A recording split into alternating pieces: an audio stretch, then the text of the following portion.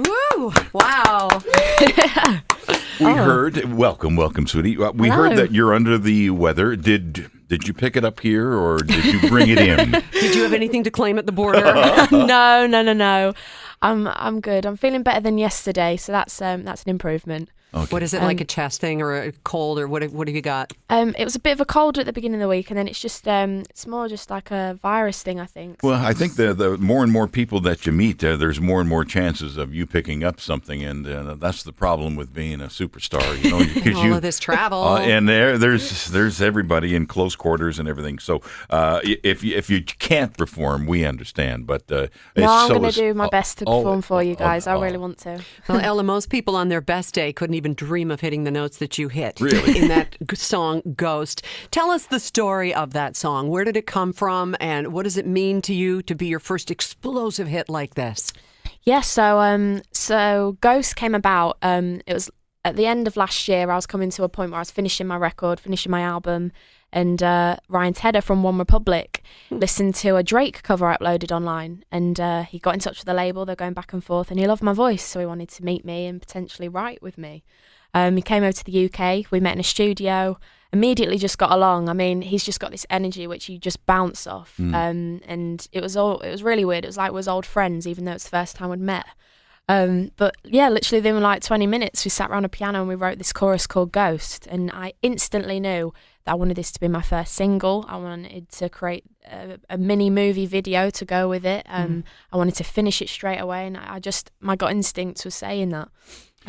Yeah. You're just 18 years old, and we've been following you for a couple of years, of course. And every time I see a picture of you, you have a different look. I mean, you are a chameleon. Every time, the hair is different. I mean, do you do all that intentionally, or you just kind of get bored of yourself, or you know what? I think I'm just going to be this today.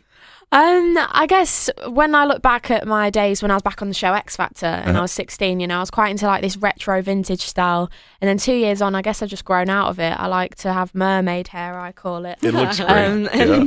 Mermaid hair. Yeah. It's so cool. But yeah, I guess, I don't know. I think I feel just anything that I feel comfortable in, that's just what I want to do. And anything that looks classy and timeless is me. Because you are comfortable behind the microphone. Are you comfortable on stage? Do you still have the stage fright, though? I definitely get nerves. I always get nervous. Yeah. It's a good thing, though, isn't it? Yeah, I think nerves are healthy. And then I always do like crazy noises before I go on. So then I make sure the first note I hit is not something bum or something bad. So then Really? I let all the bad energy go. Yeah. Yeah. Yeah, I've got crazy rituals. You talk about mermaid hair. Well, the world is certainly your oyster right now. I mean, collaborating with someone like Ryan Tedder, who is just like, he's like being touched by God when it comes to co-writing songs and hits, this man. Who would you like to, if you were, to rub a lamp and a genie came out, who would you like to collaborate with, either vocally or creatively? Who's on your wish list, Ella?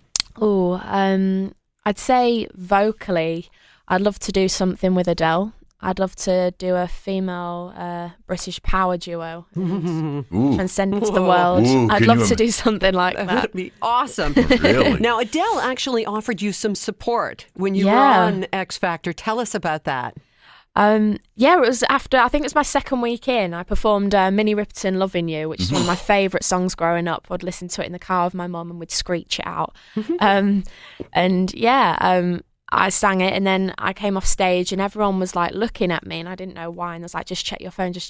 When I checked it, I saw that she tweeted me and tweeted a support, which was just crazy. Like my jaw was on the floor. It was one of them moments, So when was the moment where you actually thought just to yourself that I got this? Yeah, you know what? I can do this. I can make a living. Was there a moment where you actually was it on stage or at home that you decided, yep, I got it? I think some inner confidence probably kicked in on my first live audition for X Factor. I sang an original song in front of that many people at a huge arena in front of 4 people within the music industry, and I was terrified. I almost wanted to do a cover because I was that scared. Yeah. But I did it, and the reaction I got when there was a standing ovation and hearing people with that applause. I always said to myself as well, I was like, I won't cry, and immediately tears just flooded into me because I was always very shy. Whereas, I'm still not overconfident or anything like that, but it's just, things like that just make you believe in yourself a little bit more and think that you are good enough. Do you envision things? Do you have a moment where you go, okay, here I am doing this? Is there something in your future that you think you really absolutely have to do? I mean, you talked about a collaboration with Adele. What else would you love to do, Ella? Really, really, the world is your oyster. We're all looking at you going, we're all going to remember the day that we met you because you're just going to be that far out of the stratosphere. What do you see for yourself? I think eventually I'd love to put on a tour, my own tour, and how I envision it. And, I want to keep it back to what it should be about, and that's the music, me and my band. I'd love to do something like that and let that travel the world, sell out famous arenas like the Royal Albert Hall in the UK, Madison Square Garden, and, big cities, and, take the people I love around with me. I guess that's what I'd love to do. But ultimately, just carry on doing what I'm doing, It's so hard, especially at this point in the music industry, to even crack it or to find a way to get within it. And there's no blueprint to it. So, to just be on the ladder and in the scheme of things and having my name out there with other icons and artists that I look up to and admire, that's something that is just like, I can't believe I've achieved that. We're talking with Ella Henderson, and you talk about, the dream of traveling with people that you love. Is it even possible to have a social life at this time in your life? I mean, at 18, you should be out having fun and doing things that 18-year-olds do. So what do you do about that? How do you keep that side of your life even minimally normal? I guess when I have my downtime and I have, days off and stuff, I just make sure that I plan it and I make sure I get my family around me, catch up with them, see my friends. I miss my dog when I'm on the road. What kind of dog?